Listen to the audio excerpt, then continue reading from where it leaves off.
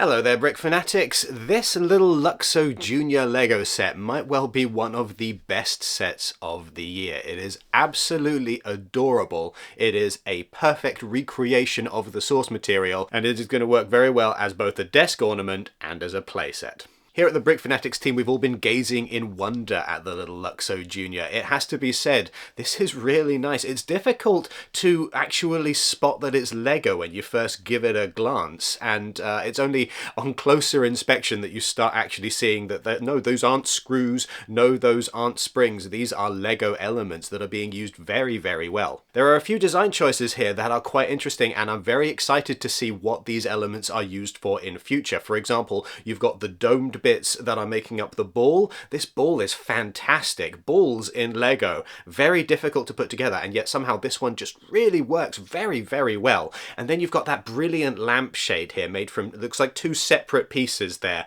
which are going to be a real boon for example, I could imagine it being used in spaceships. I can also imagine it being really useful in the Lego botanical theme in future. So all around, the new elements that we're seeing here and the way that these elements are being used, it both does a really good job of communicating the source material for this set, and also it opens up all kinds of possibilities for future sets that are going to be using some of these new elements. Now, while all credit should go to the designers of this set for putting together something absolutely brilliant, it does need to be pointed out that there's a reason why the Luxo Jr. lamp, the Pixar logo, works so well in Lego form, and it is the same reason that it is the Pixar logo. This particular design has so much character and yet is the perfect kind of materials both for an early CGI film and for a Lego set. Now this Simba, right, he is a really good Simba. I like having this thing on display. It's a really cool display piece, and he does really capture the look and the feel of Simba from the Lion King cartoon. But there is just something a little bit uncanny about having him be completely perfectly still all the time.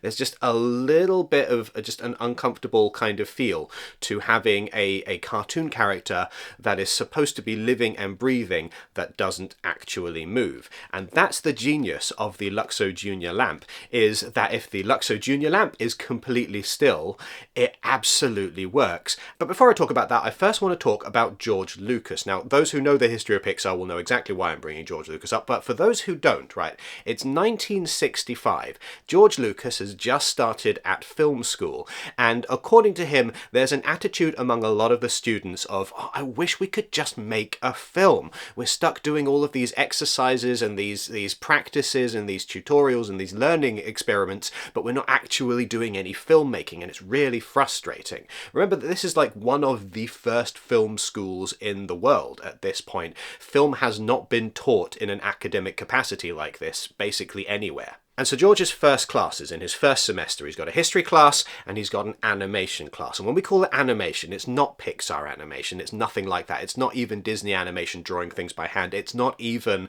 like Harryhausen stop motion animation. It's really just moving the camera over still images in order to teach the students a little bit about how to move the camera and how to move subjects on the camera. So each of the students is given 1 minute of film reel. Remember that film reel is very expensive at this particular moment in time, and none of them have like cameras on their phones or anything, so this is their only real access to the camera. Each of the students is given 1 minute of film reel, and the assignment is just show them doing these tracking shots. Just show the camera moving left to right and up and down and in and out. It's basically all the things that you can teach in an hour with a computer these days, but for them it was like their first semester of college. And George said, while everybody else was complaining, oh, I wish we could just make a film, he's like, right, I've got 1 minute here.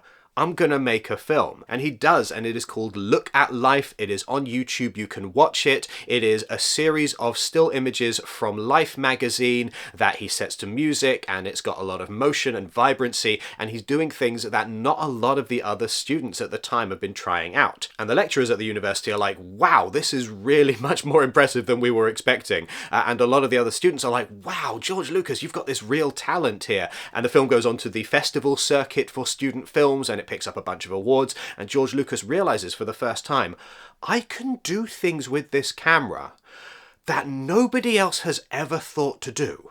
And that is an attitude that he takes through his years at school. He says that he really thought of himself for a while as an animator rather than anything else because he clearly had this talent for animation and for moving things on the camera. And he takes that into Star Wars, and all of the professional special effects people that are supposed to be working on Star Wars don't really see his vision because, brilliant with a camera, George Lucas has very little idea sometimes how to communicate that vision to other people. And so they're really struggling. And in the end, George Lucas is like, all right, fine, I'm going to set up my own company. I'm going to bring in my own people. I'm going to teach them how to do what I want them to be able to do with this camera, and we're going to make the special effects for Star Wars that way. And they do it, and they are groundbreaking, and they are revolutionary, and they change the world, and they change how everybody views films in cinema. So George's new special effects company, Industrial Light and Magic, becomes one of the big pioneers in special effects, and George wants to push it further, and he wants to use computers in order to do it, so he sets up a computer animation company. That company ultimately became known as Pixar, although it started at the time just as a division of Lucasfilm, which Lucas eventually sold because he needed some extra money because he was going through a divorce.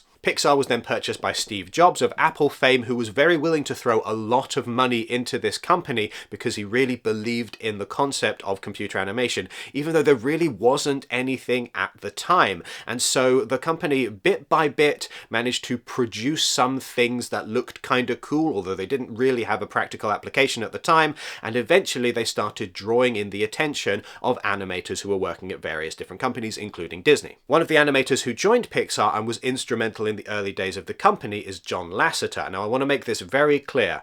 John Lasseter is a hugely influential and very talented figure within computer animation. He has pioneered a lot of things. He's also, based on allegations around his professional conduct, not somebody that I would invite to my birthday party. So there are a bunch of different people working at Pixar at the time. You've got those animators, but you've also got a bunch of techies who are doing the kind of the nuts and bolts of making computer graphics work, and they need a subject, something to practice on. And because Lasseter is an animator, he's got a lamp on his desk. It's this nice Luxo lamp. It's something that he can move and manipulate around because it's got a lot of springs to it, it's got some weight to it, and it can be kind of posed in different places. And also it shines a light out, and so that gives the animators and the tech people an opportunity not just to practice the creation of a shape digitally, but also to play with lighting. I've got one of these things here. This is not a Luxor lamp, but this is the same kind of thing. This is actually for holding up a camera.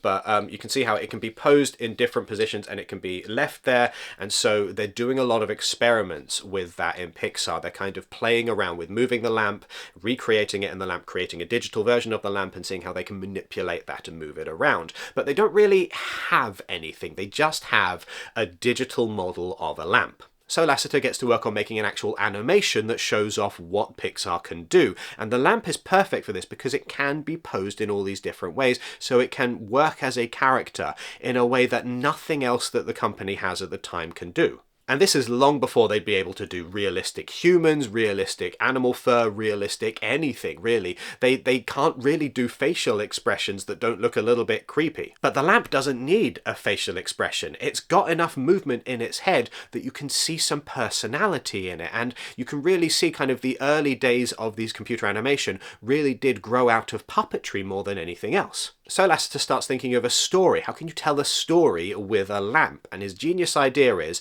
you put in a baby lamp, and suddenly this is not a story about just a lamp. This is a story about parenthood and about children and about how children relate to their parents and vice versa. It's a theme that continues through countless Pixar films. Like, look at all of the big Pixar films from the early days of the company. You've got Monsters Inc. and you've got The Incredibles and you've got Finding Nemo, and you have of course got Toy Story, which is a film about two toys that are fighting over a kid who has a single mother and who is moving house.